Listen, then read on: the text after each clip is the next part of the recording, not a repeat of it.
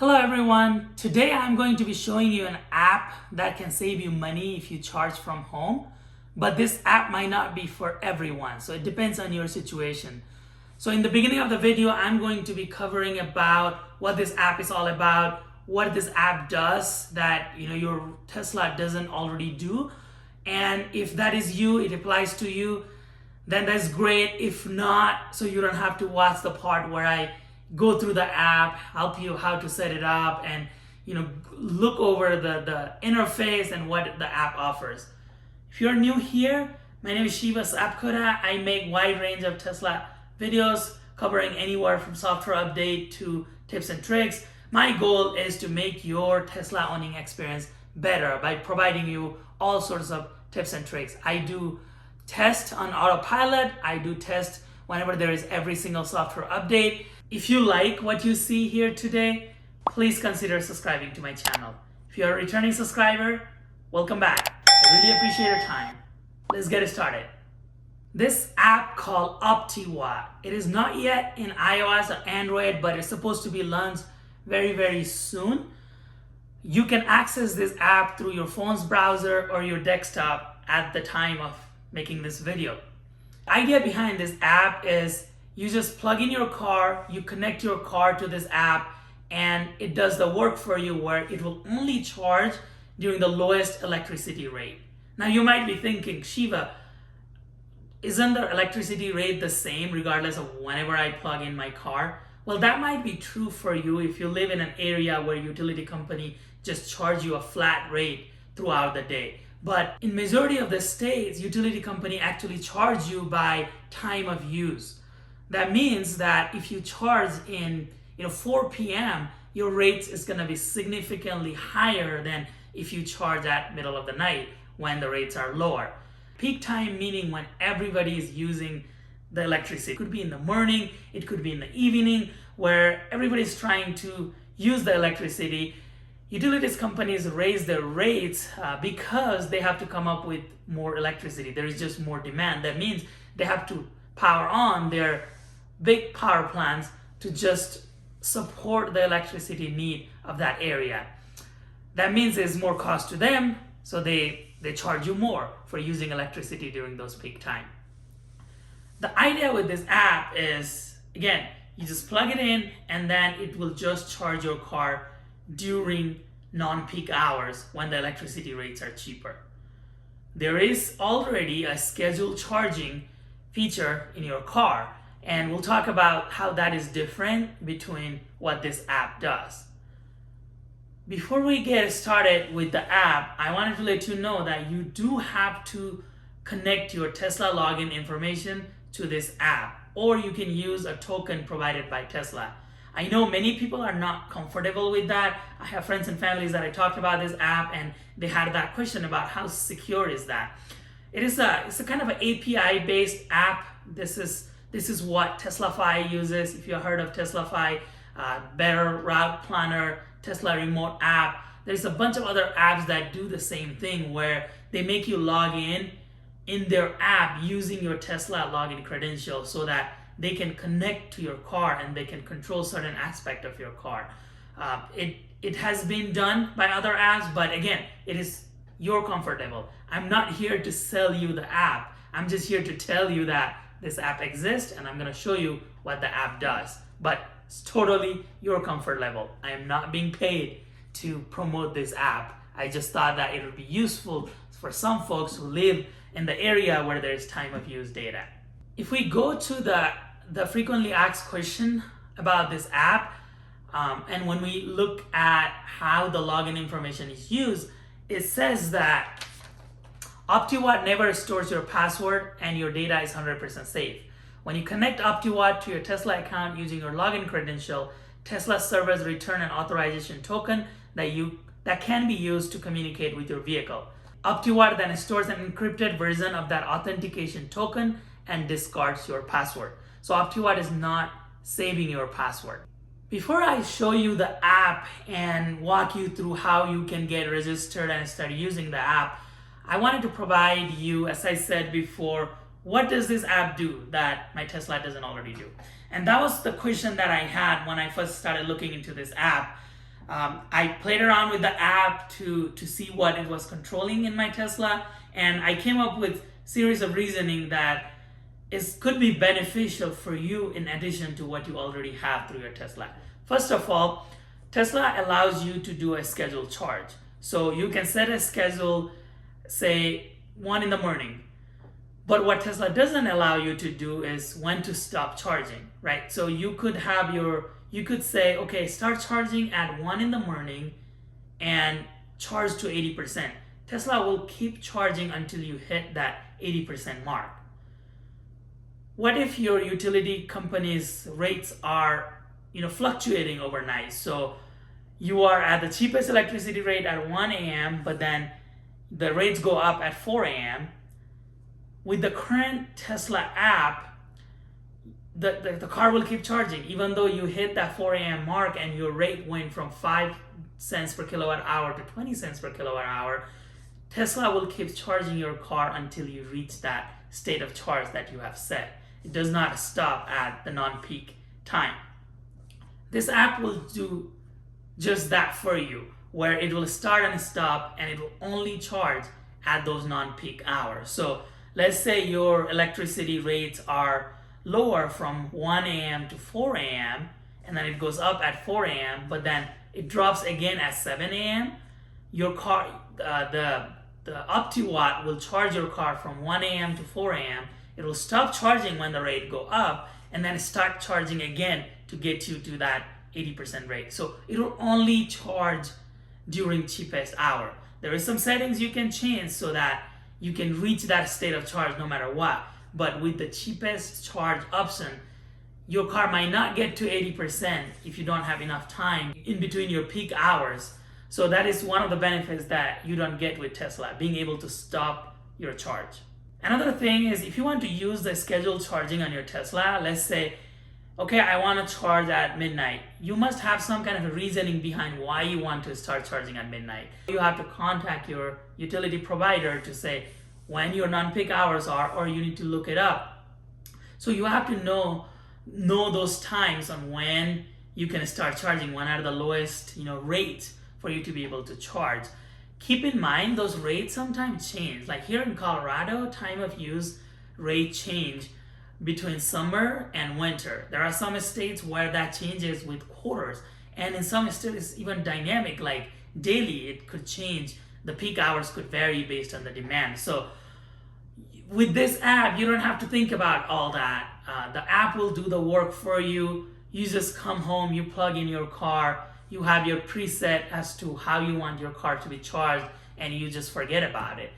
Scheduling a trip is another added benefit of Optiwatt that you don't get from your Tesla. So let's say you are going to take a road trip in 2 weeks, 4 weeks, month, a year, whenever. You know when you are going to take a road trip and you want 100% charge that day. So your state of charge for your battery, you want it to go to 100%. But on normal days, you only want to charge to 80% to conserve your battery. So every day you have 80%, and this one day next week, you want your battery to go to 100%.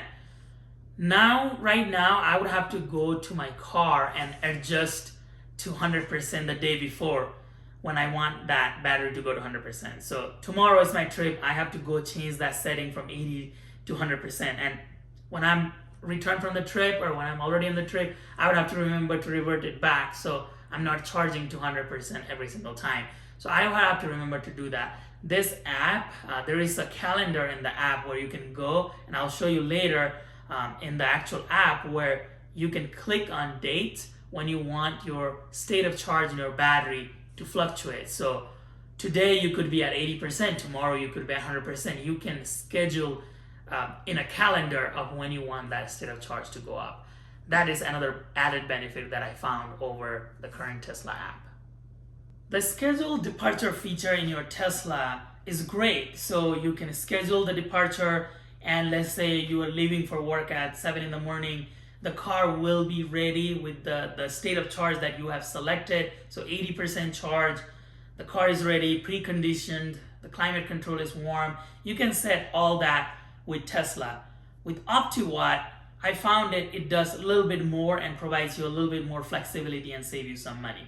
What I meant by that is basically when it is scheduled departure with your Tesla, that is the cutoff time. You are telling Tesla, okay, tomorrow morning, 7 a.m., I want my car to be charged to 80%. I want my precondition to happen. So what Tesla does is just backtracks from 8 a.m. It looks at the current state of your charge. So let's say your car is at 50% and you need to get to 80% by 8 a.m. tomorrow morning. It just backtracks and says, if I start 50% charge at 3 in the morning, I'll get to 80% charge at 7 a.m. when your departure time. So it doesn't do anything fancy. It's just looking at the how far back it needs to go and start charging. That is essentially like a stop charge, right? That I talked about earlier, where that is your ability to stop charging. So you can use that to stop charging at any point. So you know that you don't want the car to charge beyond like 6 in the morning. For most people, when the peak hours begin, you can schedule it for 6 a.m. You can just turn off the preconditioning and Tesla thinks that you're going to leave at 6 and it will stop charging. So that is how you can kind of get around that start and stop that I talked about earlier. But Optiwatt can do that job for you. But here with the preconditioning and scheduled departure, Optiwatt has that feature as well, where you can go and put, okay, by 7 a.m. tomorrow, I want my car to be charged to 80% and preconditioned and climate control. Now with Optiwatt, you get a little bit more fine-tuned setting. First of all, what it is doing, it is only charging your car at the cheapest electricity rate overnight. So let's say it charges your car from 2 a.m. to 4 a.m. That is the cheapest electricity rate, and your car achieves that state of charge you said, it will stop charging there, and then it will wait until 7 a.m. and it will precondition your car and put on the climate control. Another thing that you can do is right now in Tesla, if you look at the setting, it only lets you skip weekends and you can just do weekdays. So that's the only change in settings that you can do. But with Optiwatt, you can do daily. You can have different schedule daily, and you can say I live on Wednesday, I live on 7 a.m. and not just the weekend. You can do daily on that. Another added benefit is you can choose to just precondition your car, just turn on the climate control, or both. Right now in Tesla, there is no setting where you can differentiate between those. It will precondition your car and it will turn on your climate control. And those are two different things. Preconditioning your car means it will heat up the battery, warm up the battery so that you get the full regenerative braking. You don't get that snowflake icon in your car. And then climate control means heating up your cabin to make a toasty cabin when you get in. With Optiwatt, you can choose which one do you want. Some people just prefer to precondition their battery but not worry about conditioning their cabin. So with this app, you have a little bit more flexibility on that side as well.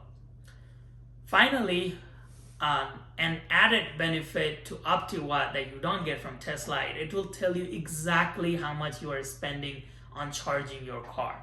So it knows your electricity rate, it knows your time of use, it knows when you charge your car. So it will give you per day how much you spend on electricity. And I'll show you my screen a little bit later on how much I'm spending per day. I tested this out a little bit, but it will show how much you have been paying for electricity. So when you get your bill at the end of the month, and I always wonder, like, so how much of this is my Tesla? And now with that app, because it will tell you exactly how much you are paying charging per session, and at the end of the month you can tally those up to figure out how much you paid to charge your car. If you're still watching this video, that means either you really want to support my channel or you are interested in this app and want to know how to set it up and start using the app. So let's go through the app.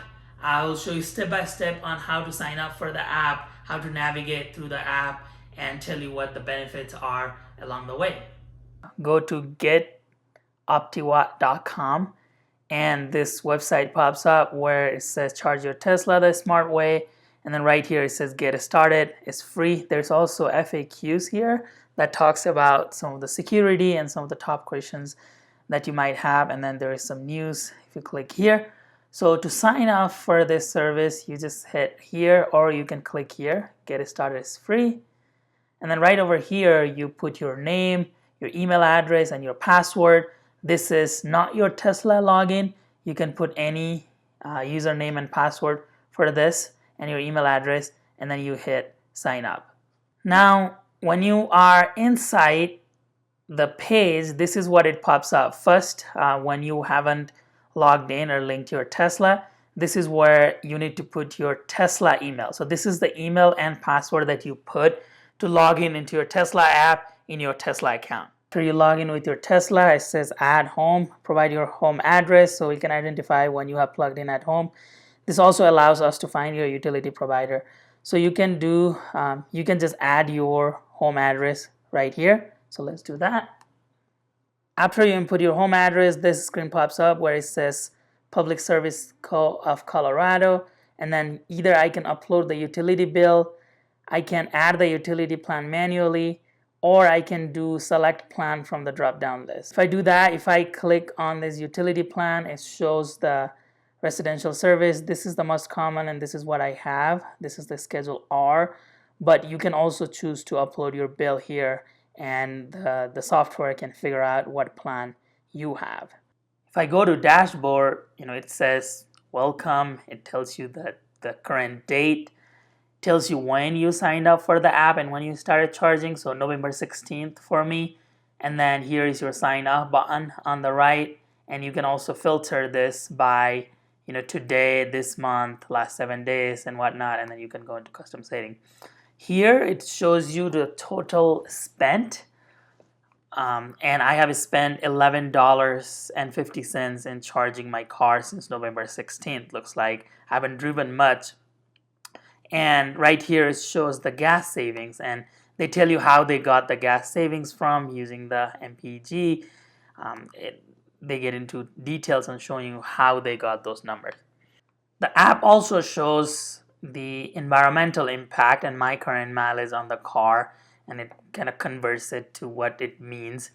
Right here is the charge forecast, and that is the important part of this whole thing. Is you don't want to be charging at 5 p.m. when the dollar per kilowatt is 0.1383. So this is doing the cheapest charge. So if I get rid of that and then look at just the electricity rate, you see that is very high, and then it drops for a couple of hours, and then it goes back up slightly high, so 0.07 here until 8 a.m. tomorrow morning, and then it goes back to normal again.